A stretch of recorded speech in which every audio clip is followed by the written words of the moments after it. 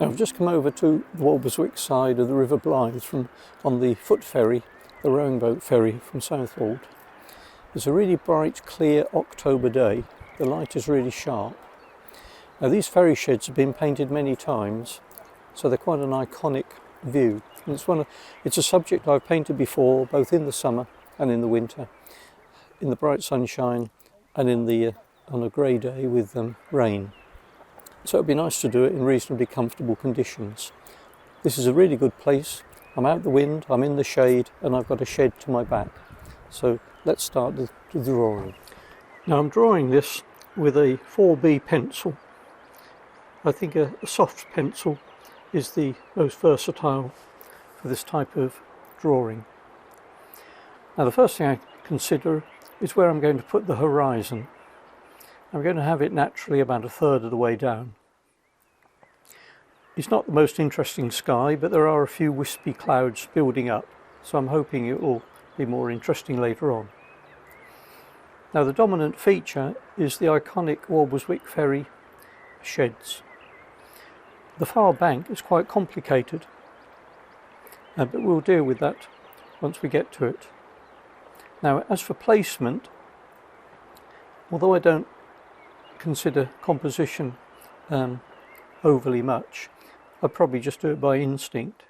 It seems appropriate to position the two sheds, or the sheds anyway, about a third of the way in on the horizontal.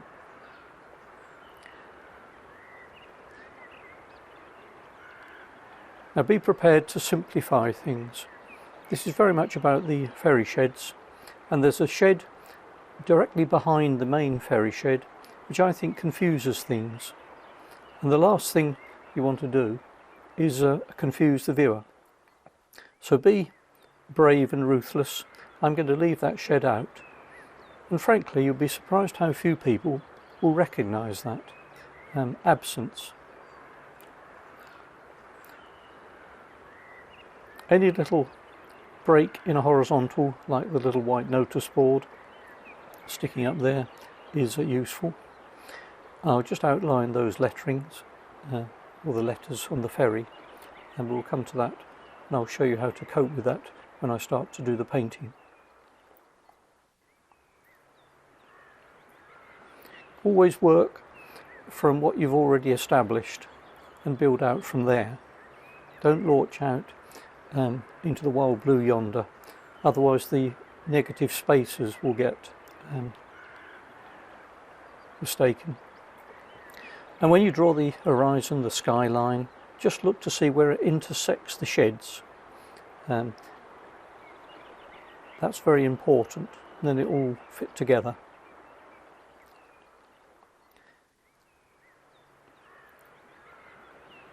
There's another little white post there which is useful. And make sure the horizon skyline comes out roughly at the same level either side of the when it appears again on this side of the right hand side of the sheds.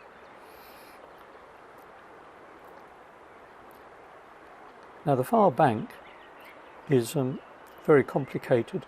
When I first arrived there was a nice white sail pulled up, and that's worth having because it's a nice light area against a dark background and adds a little bit of life.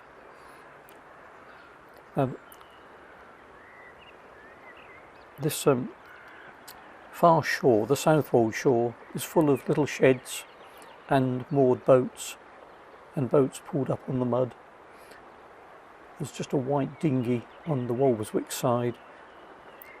Look at everything in relative to everything else. Two big sheds of the Southwold Harbour Marine Services. Now I think when you've got a very complicated scene with lots of detail, it's important to simplify and suggest.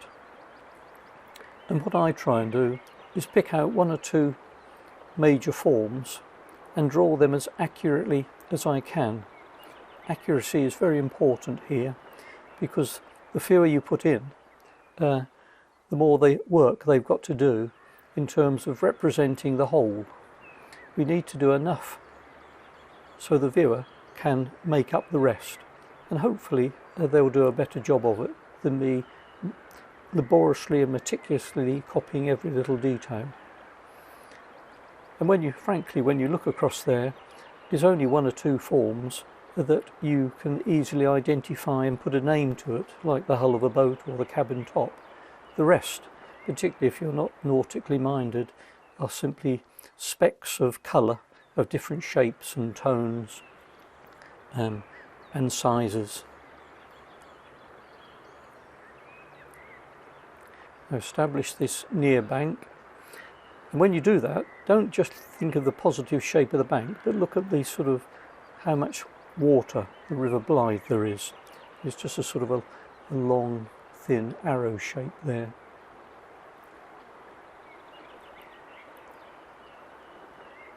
Clouds in the sky are nicely building up now.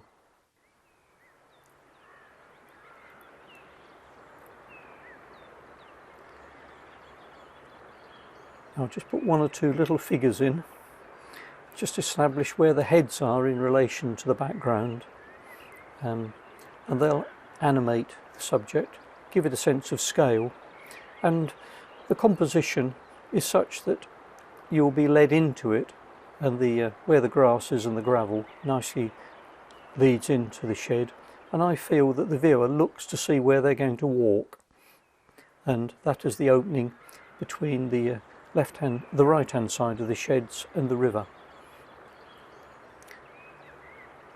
A few posts just to break up that bank and the gangplank to the foot rowing boat ferry which goes across to Southwold.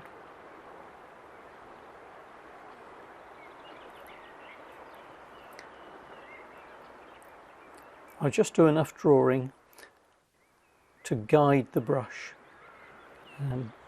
If I feel I can paint it without any guidelines, then I don't bother to put them in.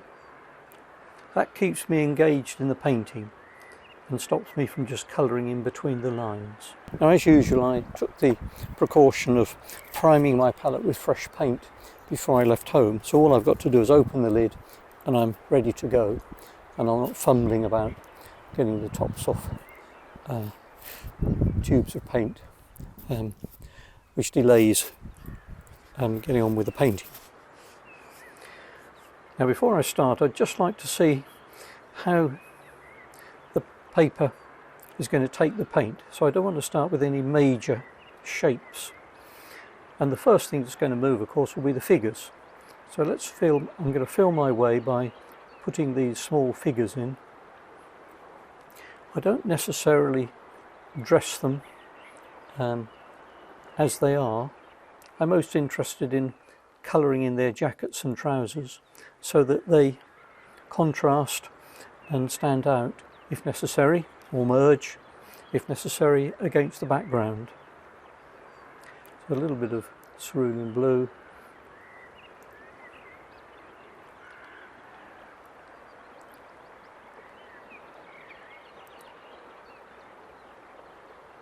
A bit of cadmium orange on that jacket.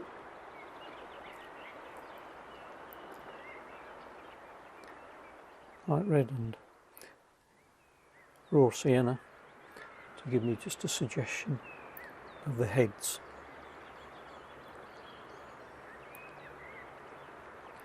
The cobalt blue. And notice there's enough moisture on the brush for the paint to flow off. I'm not continually adding puddles of water. It's watercolour, and I just need enough water for the in the brush for the paint to flow off the brush. And the paper's taking the paint quite nicely, actually. You never quite know, according to the wind and the humidity of the day, particularly when you paint outside.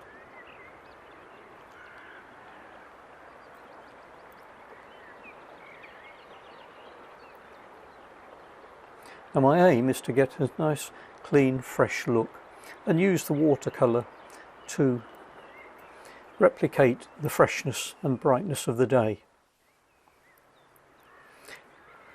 And the practical way of I set about doing this is essentially to paint each area once.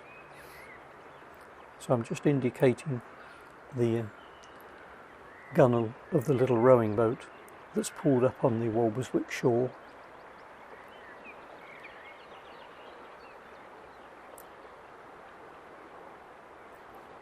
So once again I'm sort of building up from something that is already there.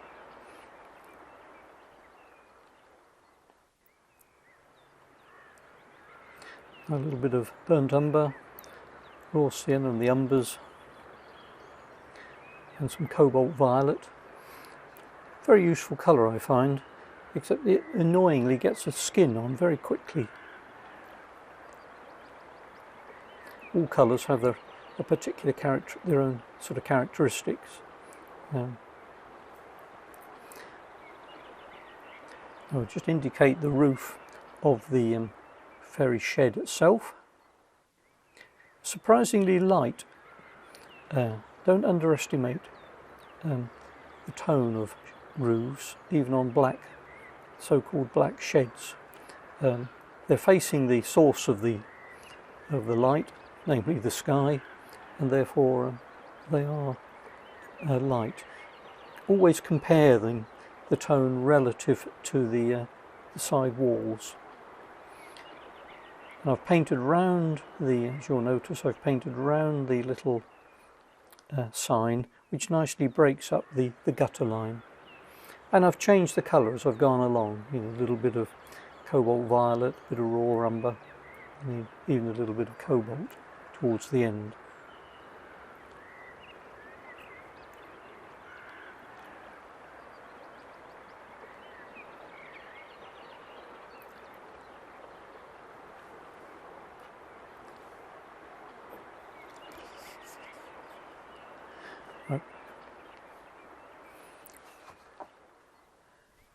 This is a little bit of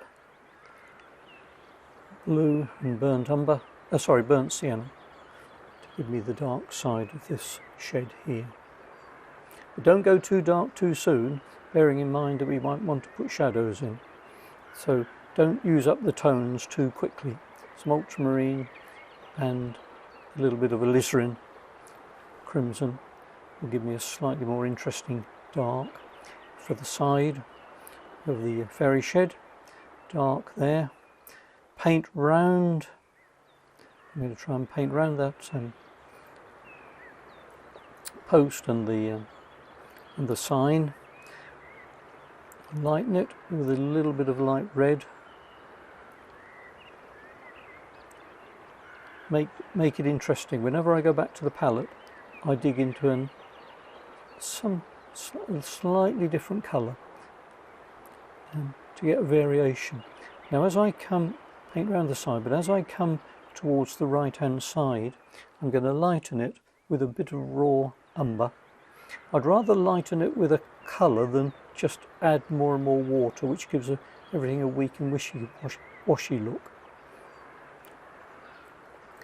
Now the reason I'm lightening it at that end is so that I've left myself a little bit of tonal space to get the dark shadows in. The sun is coming from the south west over my left hand shoulder. The raw sienna, just to indicate the bottom. Some viridian and raw sienna.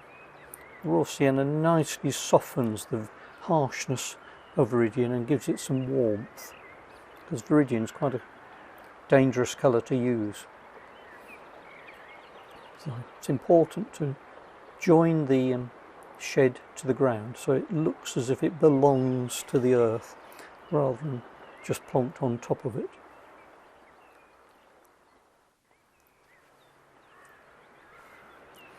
And then work my way across here, round the figures, always alternating, and you'll notice I go into a different colour each time. Could be a bit of aureolin or cadmium yellow, a bit of raw umber, a bit of raw sienna with viridian to keep changing the colour. The grass is still quite bleached and gradually recovering from the summer drought.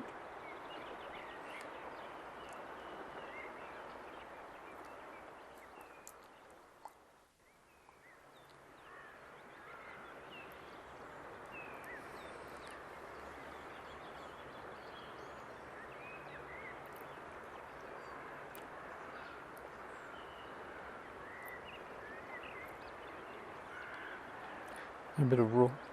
Let's put in the gravelly area in the foreground now with a bit of raw sienna and cobalt violet. As I say, cobalt violet neutralises things.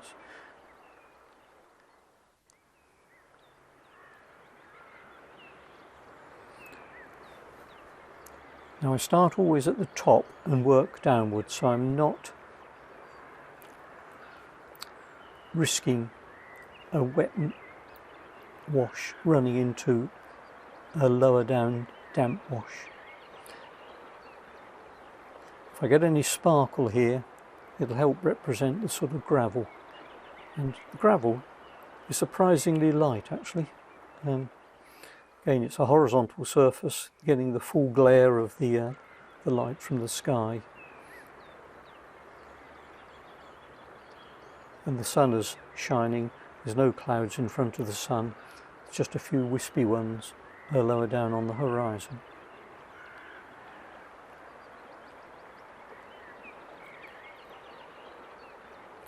And now I've done that, I feel I can set about the sky. I've got a feel for how the paper is taking the paint today, and this is a larger area.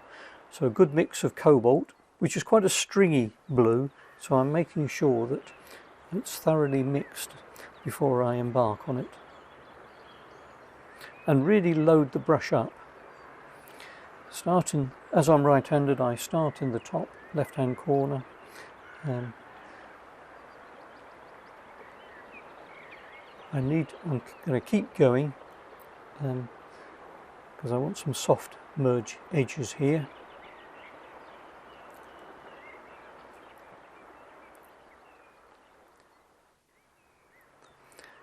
Now raw sienna and some light red with lots and lots of water will give me a warm colour for the wispy clouds. I'm brushing them into the cobalt so that they merge.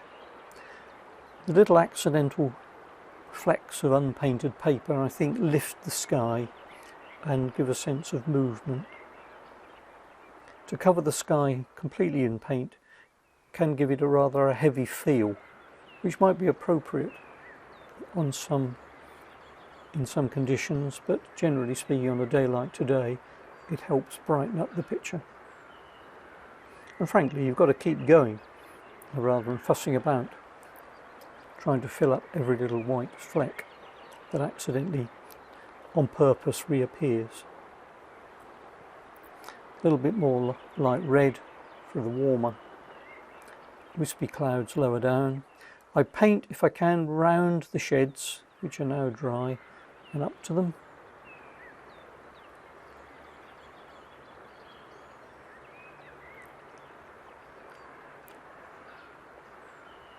following my guide, paint each area once. I'm just going to darken around that to make that white sail stand out a little bit more. But it will be emphasised mainly by having the darker background trees.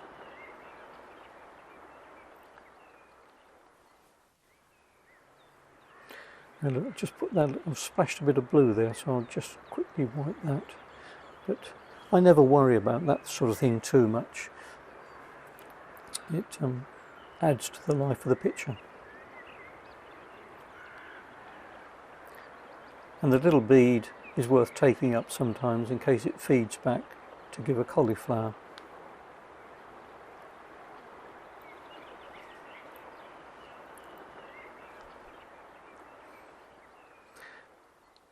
Now this is the probably one of the hardest parts of the painting. I'm going to just try and pick out one or two shapes that I can see clearly of the boat hulls as they're moored against the far bank. But I need to do these pretty accurately and unambiguously so the viewer can easily identify what it is.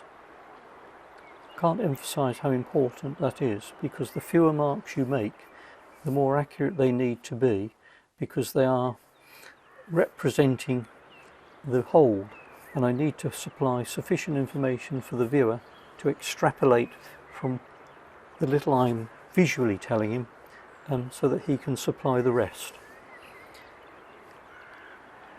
I think Degas said, leave a little bit of mystery to engage the viewer. Don't bore him with all of the detail.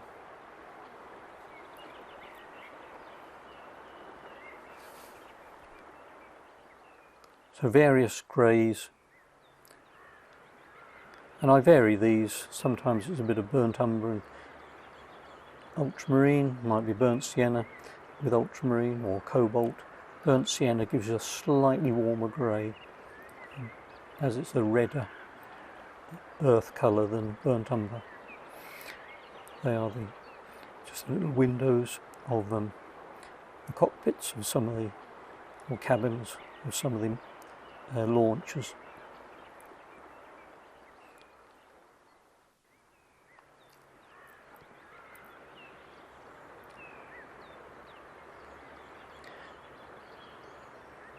I'm painting mainly with a Chinese brush, which is, I think I understand, is made of a combination of fox or wolf hair and goat hair. They come to a point, they hold the moisture, and they seem quite hard wearing, and frankly they're not very expensive.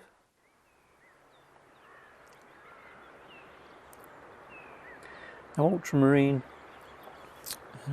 burnt sienna and a little bit of raw sienna will give me a greeny blue for the background. Don't underestimate how dark the background is. Again, look at it against other colours or other tones.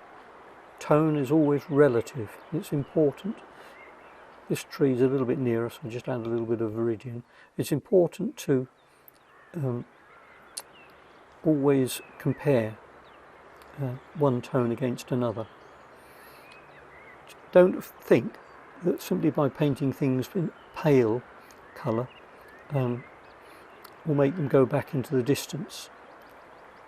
Look at what you're painting and paint what you see. Of course, if there had been a heavier, more misty atmosphere, then the background would be less dark. But on a clear, sharp October day, with the bright sunlight and clear air, everything's particularly sharp, and we need to be able to represent that with a contrast of tones and clear colour.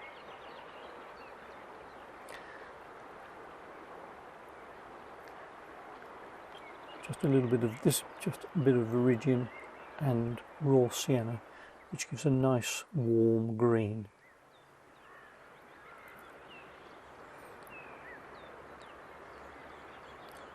tiny bit of burnt sienna there for the room, the warm colour on the roof of the, it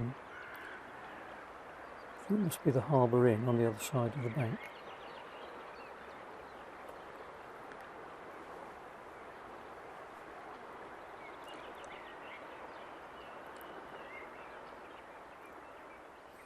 Probably the hardest thing, or one of the hardest things here, is there's quite a lot of white showing through, not only of the sail but the various hulls and cabin tops of boats, and we're all a bit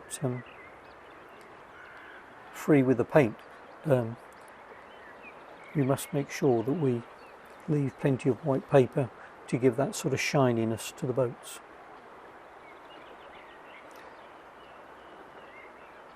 Now, I forgot to do the water of the river when I did the sky, so I'll quickly brush that in with nice horizontal strokes, in contrast to sort of the more free strokes of the sky. The water lays flat, so any sparkle I get must lie horizontally, and that'll help make sure the water looks as if it's flat, which of course it is.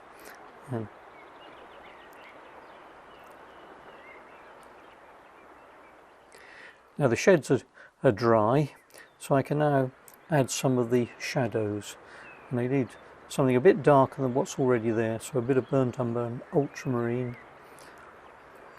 Although this is fine work, I still try and hold the brush away from the point and keep my hand off the paper if possible, or just touch it with the tips of the fingers.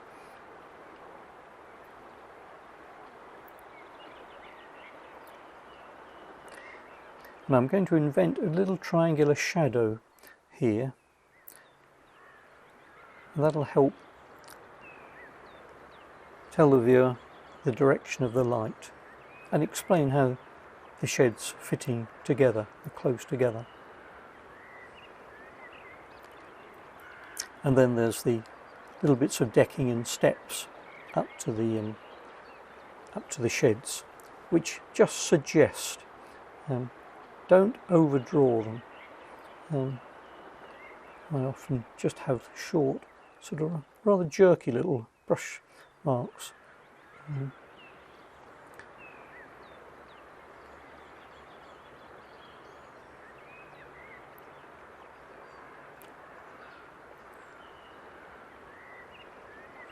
I'm always wary of outlining things. Just a little bit of gutter shadow there, and the support. But notice all those darks are connected. It's important to connect not only your lights but also your darks. Don't stop at one shed, go straight on to the car shadow.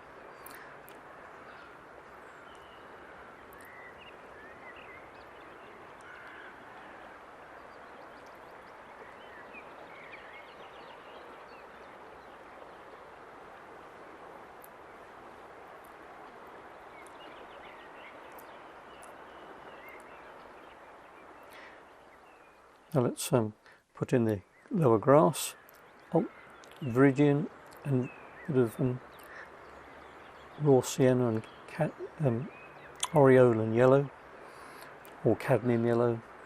Aureolin's a little bit more transparent, I think that's what I've got in here at the moment. There's a white post, so I need to make sure that I paint round that and save that. I don't use any masking fluid or wax to save these whites. I think it's usually easy to paint round them, frankly, and they look the better. The unpainted paper is sometimes the most attractive parts of watercolour, particularly when they're surrounded by interesting colours and tones and shapes to show them up.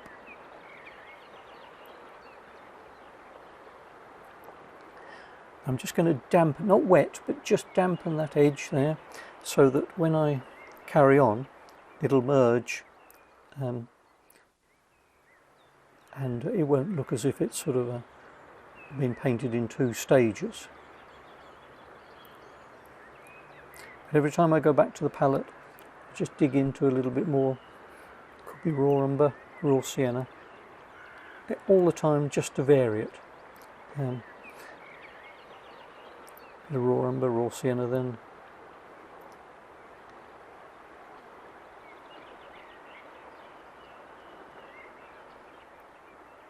a bit of more viridian, a bit more raw umber and raw sienna.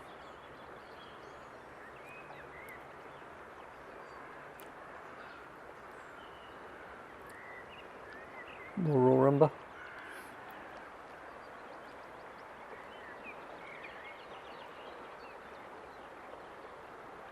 Nice interesting edge, and as I say, as usual I work from the top downwards.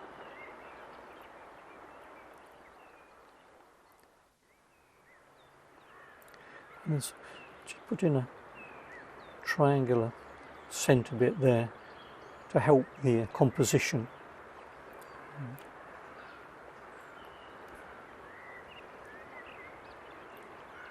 Now if I rinse the brush and just keep it damp, I can soften some of these edges.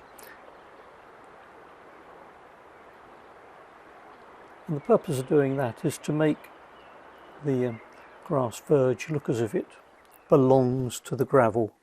It's not just laid on top of it.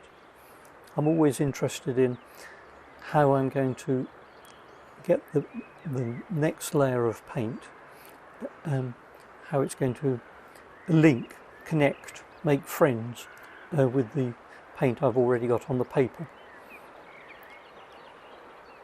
A little bit of darker green of the distant fields and hedges, just to give a sense of distance. Can make them quite small, that will also help indicate, of course, the distance.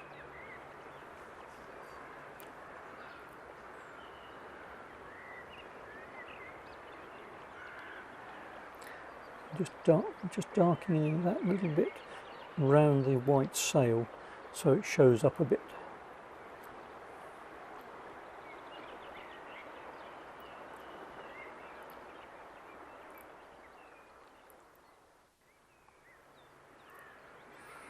Now more work on these sheds.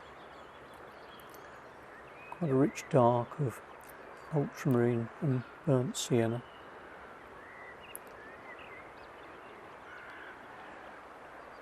And there's some more dark sheds just on the edge of the picture over here.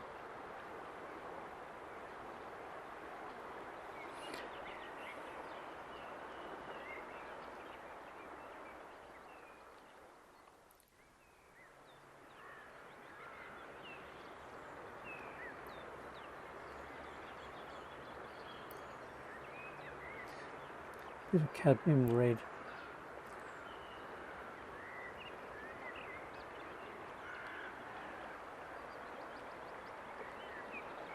Sorry, it's burnt sienna, not cadmium red.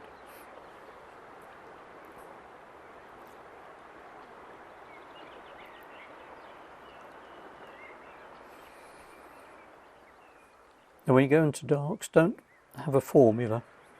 Keep changing.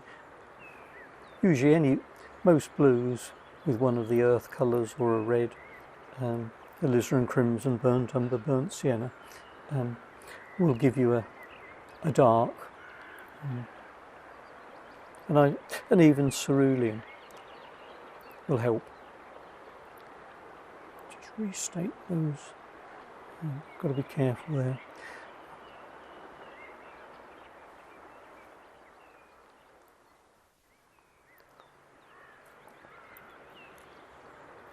Now a little bit of bluey grey, ultramarine light red will just indicate the shadow of the sheds across the grass here, which help define the contours of the marsh, and the figures will also just have just a tiny bit of shadow. But don't overdo that. You want them to look as if they're in the grass and not floating around.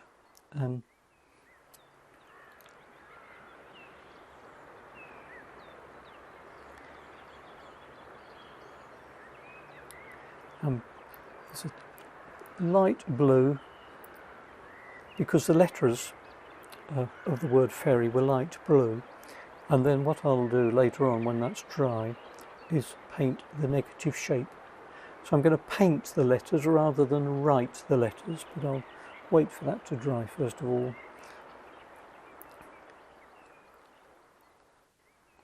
A little bit, just some lighter grey, cobalt and light red for the sheds, and with a bit of alizarin occasionally, as some of the sheds are corrugated iron, quite rusty corrugated iron.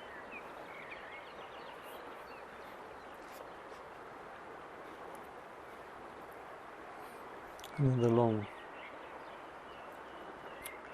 roofs of the Harbour Marine Services boat sheds.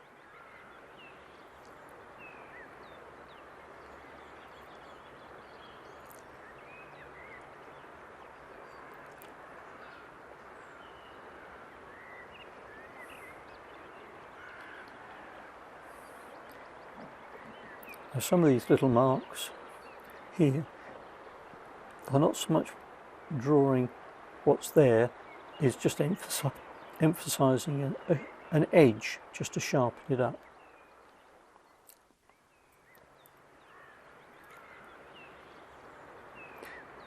Tiny shadow on the right hand side of those posts.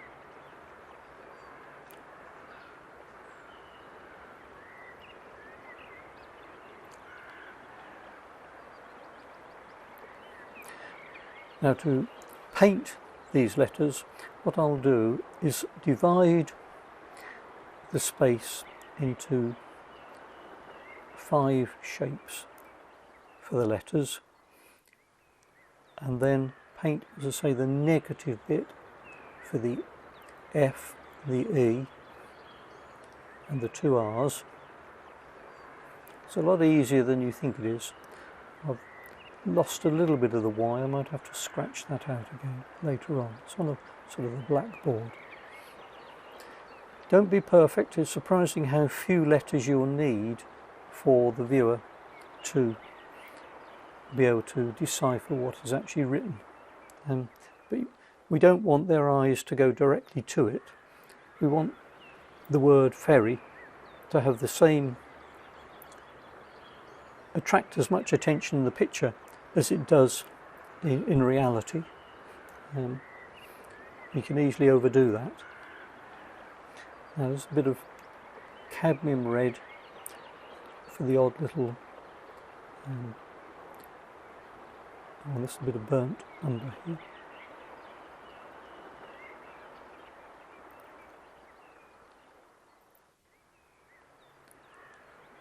A little dark in front of the bow of that boat to give it a bit of shape. It's more to do with pulling out the neighbouring shape than it is actually what I'm painting.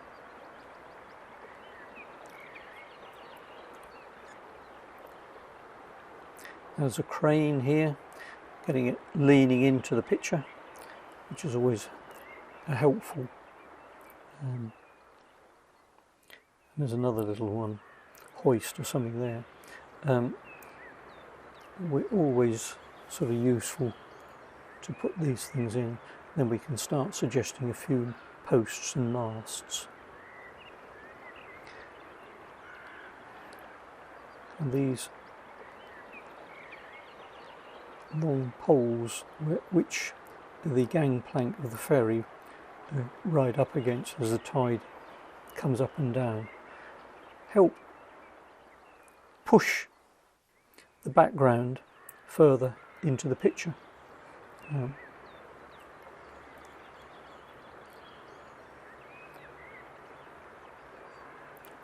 just got to be careful that I don't overdo this because it's leading out of the picture. I think I'm fairly safe because the line of the grass and the figures will naturally draw the viewer into the picture.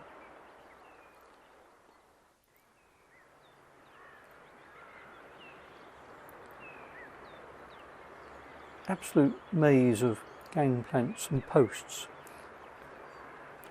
which you can't hope in the time available and in the conditions to paint them all. You've just got to put a few in and let the viewer do the rest of the work.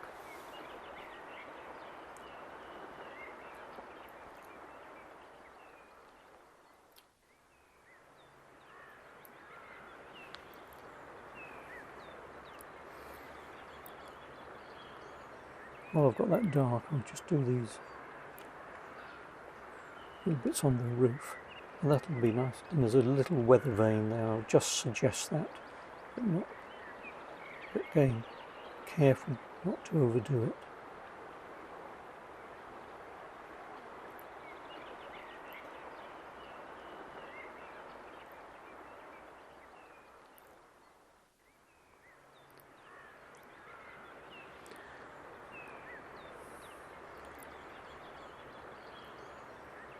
One or two little spots of bright colour.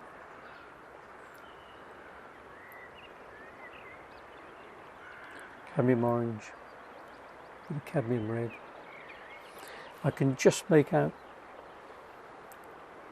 various colours from probably fishing boxes and tarpaulins. So it's very much just little spots. Rather than actual things.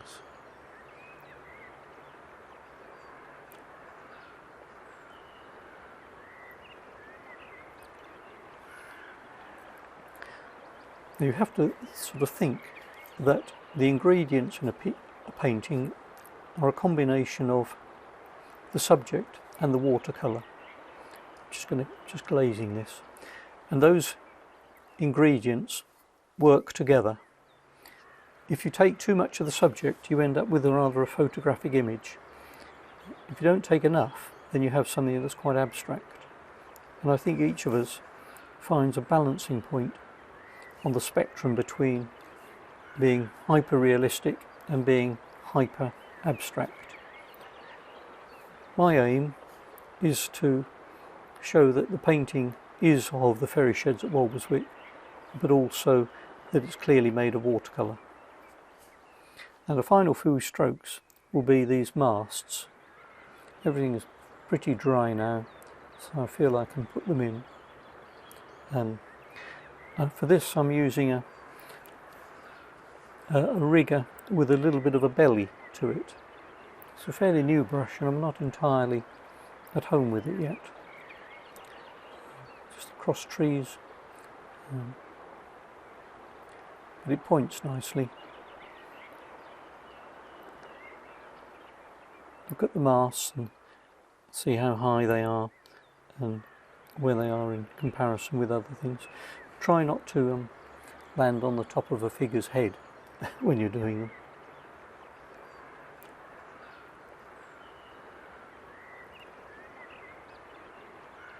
Now, the difficult things to do, because a lot of these masts nowadays on modern yachts are light aluminium. And I've not really solved the problem of how to paint a light shape in these conditions. Oh, that's come out a bit thick. I'll have to amend that. I'll show you how to do that.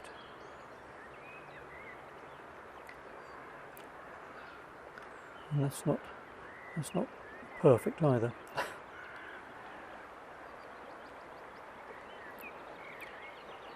Now if you just take, I mean it's the same water as in the pot, not clean water, but just wash it there and then dab it with a little bit of kitchen roll and you're back to where you wanted to be before the brush let you down.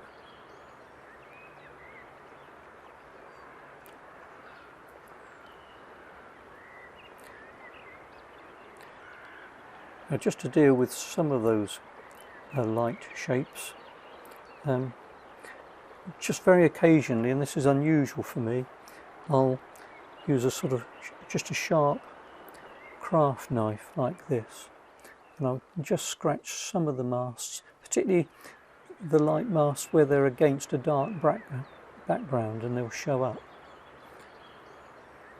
It does obviously mark into the paper and is essential for just small areas, but just be careful of this sort of thing.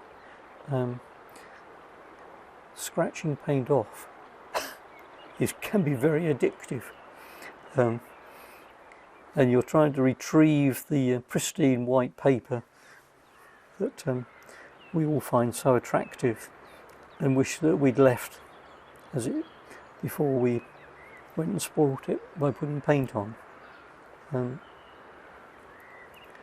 I'll just get that little Y back that I lost there, and a few booms, and then I think I'd better call it a day. A little of that goes a long way. Now we're back in the studio, and I thought it might be useful just to review what we've done. I think on the whole I'm fairly satisfied with what we've captured. It was a bright, sunny, fresh day, and hopefully we've managed to use the watercolour as a metaphor for carrying out the freshness. Now, as I was painting this picture, I was trying to follow the advice that I give students, and that is paint each area once. Be a one-shot painter, and never paint anything twice until you've got everything painted at least once. That way you can better assess the impact, areas which perhaps haven't gone quite according to plan, the impact they're going to have on the rest of the picture. And usually you find that these little bits that haven't gone well don't matter. In fact, the happy accidents and knowing when to leave them are what give watercolours their character. Well, I hope you've enjoyed the video, and thanks for watching.